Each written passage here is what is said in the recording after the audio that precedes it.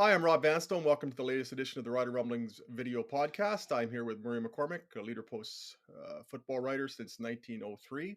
And, it's quite the eventful past few days. So many topics to address. There's Garrett Marino, and then the Riders are 4-1, which seems to be overshadowed by the Garrett Marino mess. We'll talk about the nuts and bolts of football a little bit into the podcast, but I mean, the freshest news right now is that Garrett Marino has received a 4-game suspension from the Canadian Football League for that mess that occurred with just under 5 minutes left in the game on Friday. What do you make of the suspension, Mer? I don't know how much more they could have done other than throwing him out of the league. I think 4 games is pretty big in the CFL, considering they only play 18. I kind of like the way it's structured. It's almost not appeal proof, but it is makes it tough to appeal the whole package. They can appeal the number ones. Uh, I somehow think once the CFLPA gets through this, and they've got to appeal it, or they will appeal it, it might be down to 2 games by then. Nothing based on just on what's happened with them. But the CFL had to do something. What Garrett Marino did on a Friday night, just absolutely, and then I'll use tainted the game in more ways than one. It was a dirty shot. Like I could accept him hitting, accept is a strong word. See when he hit Mazzoli at the legs below the knees and he drops into the ground. It's the twist that bothers me that he does there. I don't know if he may have heard him before that, but that little twist, that's disgusting. And there may have been a time you could have gone off the field flexing and blowing kisses and doing all that stuff in the CFL. And some of the, I think you called the mouth breathers at the Rider game cheered that, but there's no place for that when a guy gets hurt. And Garrett Marino has a track record, not a very good one. He's a great player, though. Is he a good guy? I don't know. We've talked to him once, and I remember that interview was just probably one of the worst interviews we've ever done on Zoom with him. He was just totally uncooperative, and didn't no one wrote about it, so we kind of lost him on that. So, Rob, I think it's really overtaken everything right now, and I think the league did its best. I don't know, Rob, about you. What do you think, Rob? Yeah, I mean, I was surprised because I thought I was maybe the league has conditioned us to accept or expect uh, an underperformance, but I thought maybe 1 or 2 games. There was talk, Drew Remenda and Jamie and I were talking on Monday on the Green Zone, and they were talking about because Marino didn't have a track record in terms of suspensions. Uh, would there even be a suspension? And they made an interesting case or an interesting argument about maybe the CFL just won't suspend him at all. So with that as preamble and sort of feeding into my preconception that the league would not do anything, even hinting at draconian, to hear 4 games was. You don't want this to ever happen, and I can't say you can't say that you applauded the fact that there's a 4-game suspension. I wish there hadn't been a cause to suspend or discipline anybody, and that we weren't taking a 4-1 Rough Rider start and dumping it to the end of the podcast. But circumstances being as they are or were, I think 4 games is certainly warranted. And the break, I've the breakdown of the suspension was really interesting. The 2 games for the low hit on Jeremiah Mazzoli and the histrionics afterwards. 1 game for a uh, tackle on an unspecified Ottawa offensive lineman, and another game for comments made about the heritage of Jeremiah Mazzoli. So, and that gets interesting too because if Garrett Marino chooses to appeal, okay, are you appealing certain elements of it then? Yeah. Are they building in certain blocks that make it tougher to appeal the entire thing?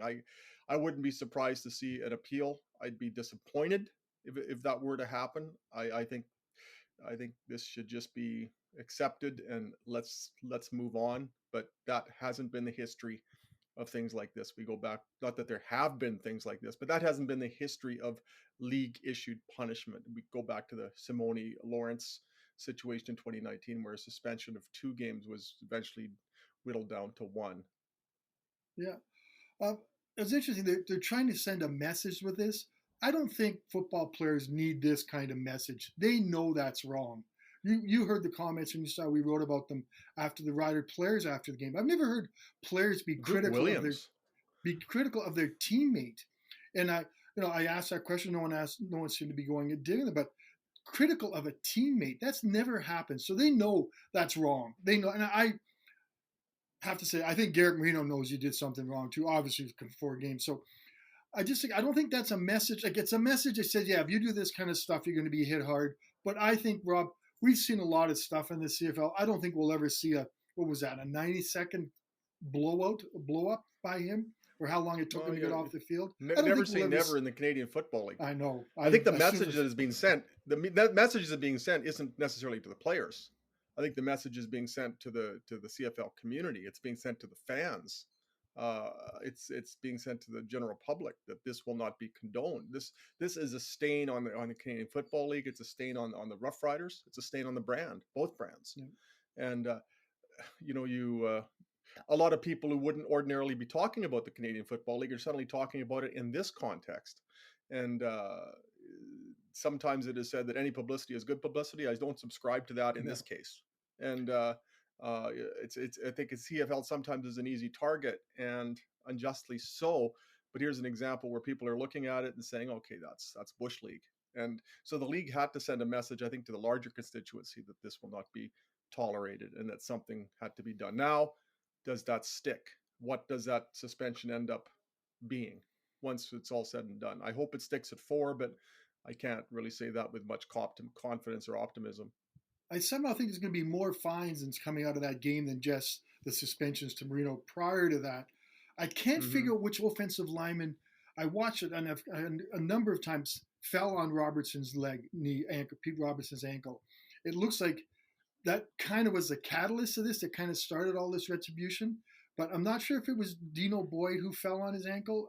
Maybe you could tell, because I couldn't tell through my angle. But Pete Robinson, it's Dino Boyd, whose name has been, yeah. We all know that Pete Robinson is leading the league in sacks, is having an amazing start to the season, and has just been an amazing one of these guys. You just say, man, we're lucky to have some guys like him in the CFL. I know you did a good story on him, and he's a great quote, very thoughtful. But it looks like his ankle got caught under his leg, and that's how the break happened. And I'm not a doctor, and I'm just because it doesn't really. So it started there. So I think some of the Red Black guys are going to be in for suspensions and not suspensions, sorry, discipline from the league because of what happened there. And that kind of was the catalyst to all this. And then Marino comes in and he grabs that offensive lineman from the back of the legs, kind of tugs on his leg, which looks like another cheap shot. I think that was the one he was also suspended for. So there was somehow one of the best refs in the league, Andrew Proulx, kind of lost control of that game a little bit.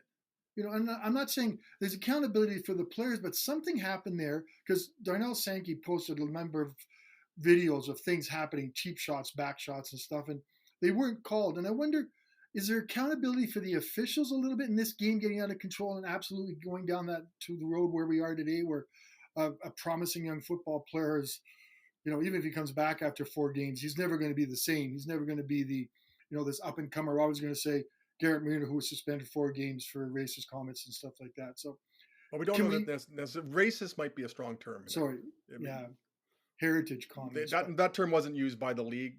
We might be splitting hairs here, but the word heritage was used. It might be it's sorry to interrupt. Nate Bahar said that when he said there was racist comments when he was in the bottom of a pile at one time, and.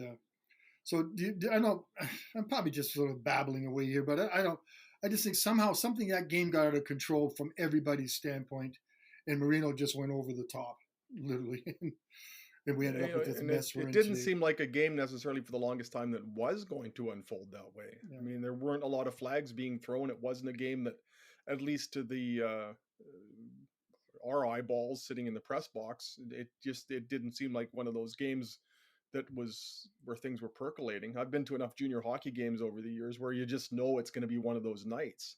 The Roughriders, who had been penalized so many times, 51 times over the first 4 games, were penalized only 4 times on Friday night. 2 of them went to Garrett Marino. So it didn't really seem like it was building, but then Pete Robertson goes down, and then it starts building. And then you've got the mess that occurred with 4:55 left. You got Redblacks players walking across the field, and I mean, actually, in a way, we're a little fortunate. They're a little fortunate that it didn't become worse than it was, because the players so greatly outnumbered the number of people who could have stepped in to prevent something from breaking out there. No punches were thrown. Harsh words were exchanged. There was some jousts here and there, but that didn't become a brawl. And as soon as I saw the Red Blacks players coming over, I thought, again, having seen as much hockey as I have, and remembering the 1981-82 Regina Pats, I thought, okay, this could turn into a Donnybrook very quickly. And I think there should be an element of relief that that didn't happen, because if that had been a 20-on-20 or 30-on-30 brawl, we would have been seeing that one on Sports Center for the next 30 years. I wonder why there weren't any flags, though. Why wasn't Ottawa penalized for leaving its bench to go over to the Rider bench? Like, just because maybe there weren't punches thrown? But that's another. I was kind of watching that again yesterday, thinking there's not a single flag for this. Again, there was some provocation, that didn't happen in isolation. They had the Garrett Marino flexing. You had the Garrett Marino putting his arms in the air, blowing the kisses to the crowd at the same time that Jeremiah Mazzoli is writhing in pain. So the optics were terrible, and I think, again, you can't speak for the officials. The officials aren't even in a position to speak for themselves, but there was that as an undercurrent. So, I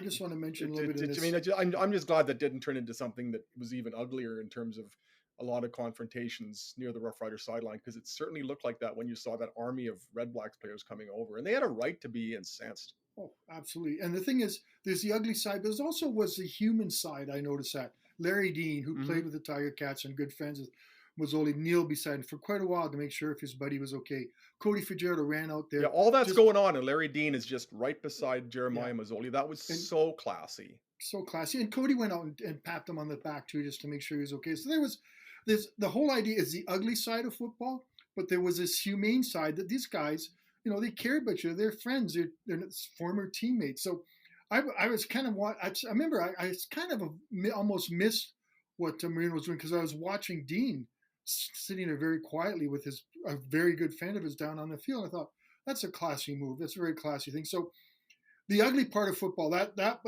absolutely, the Marino brought up all the ugly sides of football and everything you don't want to see in the game. But there was also opportunities there that we saw guys doing the right thing. Two teammates carry Mazzoli off. Like, that's out of a Hollywood script almost. The guy, one thing, he didn't come back and play. But we do know he's going to be out for a while, obviously, with that injury. It's not a torn Achilles, which was kind of thought it might be happening, but we'll see what happens with him. Still 10 to 12 weeks. 10 to 12 weeks. And this is a team that needs their quarterback. Yeah, now they're down to Nick Arbuckle already. So I mean, there's got to be something going on with that guy. I mean, it's from the Ottawa perspective. I mean, that they're 0-4 now. They've lost their starting quarterback. I mean, that could be another 2 or 3 win season for the Red Blacks.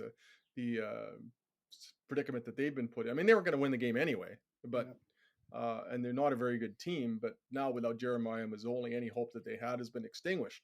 And as for the Rough Riders, they're 4-1, but it's about as shallow a 4-1 as you could imagine. They've only been 4-1 12 times in a span of 75 seasons, and that 99 times out of 100 or 999 times out of 1,000 would have been the discussion, or a lot of the discussion after the game. And but Craig Dickenson doesn't give out any game balls after that game. And there was no celebration. He says that it feels tainted, and he spent most of his post-game media availability talking about matters not pertaining to the Rough Riders winning 28-13, and the Rough Riders took that very seriously. And Craig Dickenson even said on CKRM on Monday that, and this was before the news of the suspension came down and before the Rough Riders had been advised of it, that they were going to sit Garrett Marino down anyway for the Saturday game in Wolfville, Nova Scotia. Should they add more? Should they add it, or should they just let this stand now? What should they should? That's a question I want to ask Craig Dickenson. I would hope that the Rough Riders would look at that as a supplement to the discipline already issued, as opposed to something that's just devoured by the 4 games that the CFL has handed down. Again, I don't know at this juncture. We're recording on a Tuesday morning, but I would like to see the Rough Riders take a bold step in addition to what the CFL has done, because it's their brand more than any other brand that was tarnished by this. It was their victory that was tarnished by this in front of their fans, a national television audience, and it was an ugly look. And it's not what the Rough Riders represent. It's not what Craig Dickenson represents. It's a flagship franchise of the Canadian Football League that is at the center of all this. And so the Rough Riders aren't merely 1/9 of the Canadian Football League when you look at the profile, and they are such a huge topic of discussion within the provincial borders here, and so it's that's got a life of its own, and that's the brand that has to be restored right now. Not restored, but it has to be polished a little bit. Does this any comparison to what happened with AC Leonard last year? You know, his blow up at the doping control. He got 3 games. He got 3 games. Yeah, I mean, it was in private though. But we heard. Yeah, afterwards. I mean, nobody saw it happen. The doping control officer was certainly in a bad situation there. That was a one-on-one explosion. It was something that AC Leonard ultimately apologized for. But yeah, I mean, he ended up serving 3 games for something that, on the scale of it, wasn't even remotely comparable to that. Yeah. It's a good point, Murr, because if you look at it, 3 games for that, if you're looking at 3 games cumulatively for that as a baseline, maybe there's a case for more than 4 games for what happened on Friday night. Yeah, but you look, I think Dave Naylor made a point about that. How much one game in the CFL is like 10 in the NHL. So it's like 10 baseball games. Yeah, so it's a pretty significant. It's not a small chunk of the season to lose your guy for 4 games. So I still think, but also, I mean, Craig Dickenson made some comments trying to defend Garrett Marino if we can't call it racist, what do we call it? Some of his comments about how he has black friends and has a black girlfriend. And then surprisingly, Craig kind of walked those back this morning, saying they were insensitive, and he didn't show. What do you think of his comments today on that, Rob? Did you see those? Yeah, I saw those. I mean, I think he did the right thing by going on Twitter and clarifying what he said and basically expressing regrets, or however you want to phrase it, about that. I mean, it just there's really no defense of this situation, and I realize he's very loyal to his players and is as supportive of his players as a head coach ever will be. But in that situation, I think it was a rare verbal miscalculation by Craig Dickenson, and one that he quickly went to great pains to address, which is what Craig Dickenson does. You know, if he has a strategic error during a game, he'll often point it out before anyone can point it out to him in the media. And so it's Craig Dickenson being proactive, as it was Craig Dickenson being proactive by saying on CKRM on Monday that Garrett Marino was going to sit out a game, and even before the CFL came out and said something. So that's a degree to which Craig Dickenson takes these matters seriously. He wasn't going to let it fester. He came out and said something, and clarified what he said, and owned what he said, and expressed his regrets. And the wording was certainly not what one would expect from Craig Dickenson, but the accountability for it was certainly what you would expect from him. I know this has nothing to do with that. How does the head coach of the Rough Riders only have 2,600 followers? Okay, like you have 11,000. Yeah. You would think that, but he doesn't tweet very much, so he's not as prolific as you. Maybe you could give him a couple tips on how to get followers, Rob. Well, it just you gotta tweet about your dog a lot. That pretty much is the secret to it, right? Right, Candy? She's sleeping behind us. I don't know if we want to. Is there anything else that we should hash around on Garrett Marino? Not do you have really. A cat named Marino? I do. She's about as friendly as he is, too, to be perfectly honest. I can tell you many stories of Marino acting badly around me, including hissing and stuff. So, but she was named after Dan Marino. So, and I have another cat named Murdoch. We have 2 female cats with male names. It's okay. We picked the names for the cats.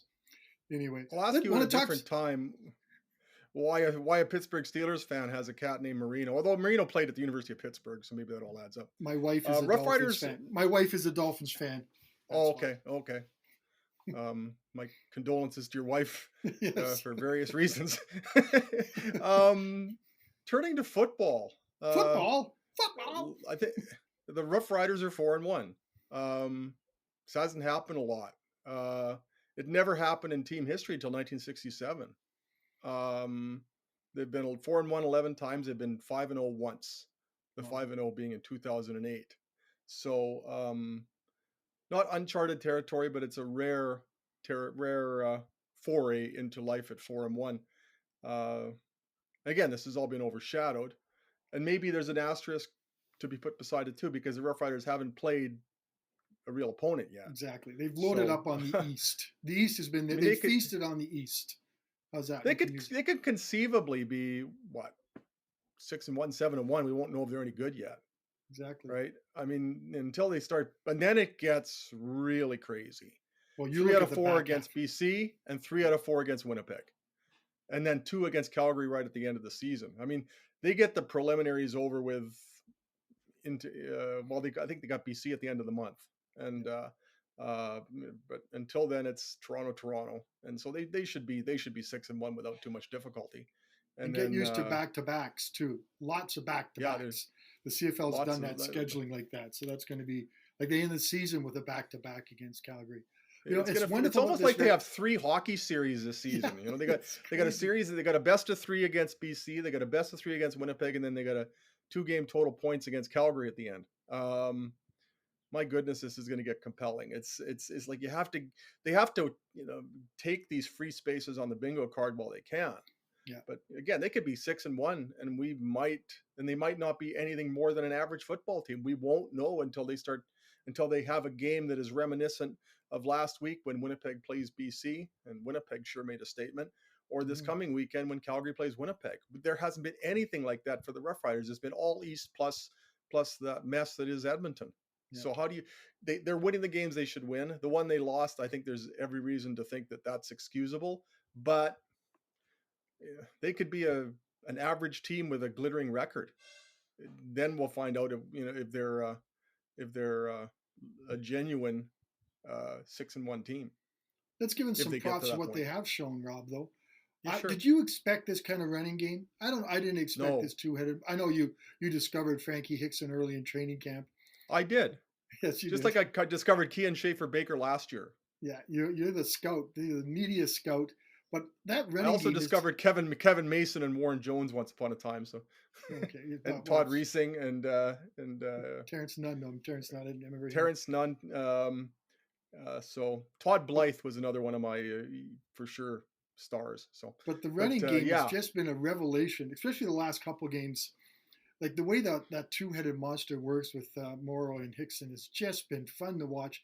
Hickson is an explosive kind of darting guy. That 63-yard touchdown run was just a beauty. And Morrow, I don't want to say he's a grinder, but he does grind out yards, and he pounds through stuff. And I think things are going to be even better now that Mario Alford will start returning punts and kickoffs. These guys will just be able to focus on that great power game. So I really think the running game has just been outstanding. And I'm going to drop another. Larry Dean he's been another great reason. What a great player. Imagine if he hadn't torn his Achilles, we would have known so much about him. But he's just been on a great linebacking core. He's been the best. And not taking, and then I don't want to take away from Sankey and Moncrief because they've also been outstanding. But Larry Dean had just been another revelation in my mind of the guys. He's a year removed from tearing an Achilles tendon, and he turns 34 on August 7th. Yes. And he looks like he's 23 out there. He's leading the league in defensive tackles with 28. That's amazing. But I want to give some props to Natai Rogers. And you wrote a really good story on him last week. He gets a lot of flack for penalties, for his proclivity for surrendering sacks. He was involved in 3 blocks on the Frankie Hickson touchdown. So I think that has to be noted. Natai Rogers on that play, go back and look at it. I mean, everybody blocked well right across the offensive line. Bruno LaBelle, Albert Awachi, Duke Williams made a big block too. So there weren't many people on that offense who didn't have a role to play in Frankie Hickson going all the way for the touchdown. But wow. That stutter step he makes to the side and goes through that hole, that was pure beauty. That was Kenton Keithish. That's exactly what I felt like. Yeah. And I still don't think Frankie Hickson has the pure jets that Kenton Keith had, because I don't think we'll ever see a running back like that Yeah. again. But it's sort of Kenton Keith, you know, it's a facsimile of that, a very reasonable facsimile of that. And Kenton Keith could just take anything and take it the distance. I'm not sure that is necessarily the kind of back that Frankie Hickson is, but a 63-yard touchdown run, those haven't happened very often in the last decade. Marcus Thigpen has the other three: 75, 80, 82. Before that, you have to go back to 2010. Wes Cates with an 83-yard run against Edmonton. And so before that, the longest touchdown run during the regular season was 63 yards in 2006 by the immortal Shamar Bracey. Ooh. And what year was but that? then 2006. And then Kenton Keith had a 76-yarder in the playoffs that year. So we're going back 15, 16 years to find some precedents for what Frankie Hickson did on Friday night. Look at the speed he showed. In a role where he's only carrying the ball 5 times. Look at the speed he showed at the end of that run, too, by running away from the Redblacks. Like, I've watched that run over and over again. I just kept picking up things that went, wow, is that great? Like, you're blocking the hole he had to get through there, the stutter step, and then the acceleration. He could have chosen a couple of holes. Yeah. He could have gone left. He could have gone right. He chose the right hole, but they created a lot for him there. Yeah. So I guess we'll probably head into this. We're on the road, going east, as far east as you can to play as well. I guess we go to Newfoundland, but that's more of another trip. Touchdown Atlantic. I'm not quite sure what Toronto team they're going to face. Is it going to be that team that lost by 1 point on a missed convert? Not lost, but could have tied the Bombers on a missed convert, or the same Argos team that went out to BC and got its butt handed to it in that. Oh yeah. Or it might be the combustible Argo team that on the sideline. You just don't know. I mean, if Andrew Harris, excuse my dog, by the way, but she's being needy right now. I mean, if Andrew Harris has the kind of game that he had last week, that could dictate a lot of what goes on, especially with Garrett Marino out. Suddenly Pete Robertson is out. The Roughriders defensive line isn't going to be personnel-wise what it has been. The Riders might very well be susceptible to the run there, and Andrew Harris could be the engine that gives the Argonauts some success. But still, that's a team they should beat.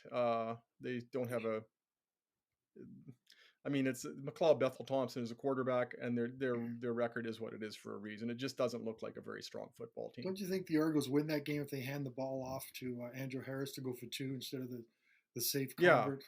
I think they win that. Absolutely. I think you got to go for 2 in that situation, and I think you got to show that kind of confidence in your offense too. You tie the game, and then you're flipping a coin in overtime anyway. Why not just say, okay, we got 3 yards to win a football game, and if you can't win a football game with a 3-yard play, with the way Andrew Harris is playing, you probably don't deserve to be in the game anyway. Well, it'll be an interesting thing. We're headed to tiny little Wolfville, about 5,000 people, 10,000 seat stadium. I remember back when they were doing renovations to BC Place, I covered a game at Empire Field in late October. That's when they had the outdoor field in BC. And I remember typing with gloves on because it was so cold in BC. Oh, lovely. But I have a feeling it's not going to quite be that way in Wolfville. But a big game for the CFL. I think it brings in more focus on the possibility of expansion and more selling the game to the Maritimes. Game they're hyping up quite a bit. They've got their number 1 crew on it from TSN, I think, and should be a lot of fun. I'm trying to think out, is lobster a reason to eat with butter, or is butter a reason to have lobster? I'm not quite sure. I've only had lobster once, so I'm the wrong person to I'm ask. more of a king crab type of guy, because lobster's a lot. I find lobster a lot of work for a little bit of meat. But I will try absolutely. I will try my best to try to do that and try some. I love scallops, and I have a feeling that some great big ones are going to be down there for scallop eating. And I think I have to work. Do I have to work sometime? I'll try to squeeze that. You will be slave. You absolutely. You'll be going nuts down there. We expect. And everyone I know, we expect 10,000-15,000 words a day from you. And when we cross fingers, my flight goes through Pearson, and I'm hoping. I've got like almost a 2-hour layover, so I hope I should be okay. But it's a little different world traveling, Rob. You're kind of lucky you Well, get good to luck stay to home. you, and good luck to you in Nova Scotia, and good luck to your luggage in British Columbia. So, No um, check bags anymore. that's a prudent move. Yeah. Um, we might as well just get I on with think, our day here. I yeah. think we've squeezed this tube as much as we can. So I'm going to read the obligatory message at the end with all the elocution that I can muster.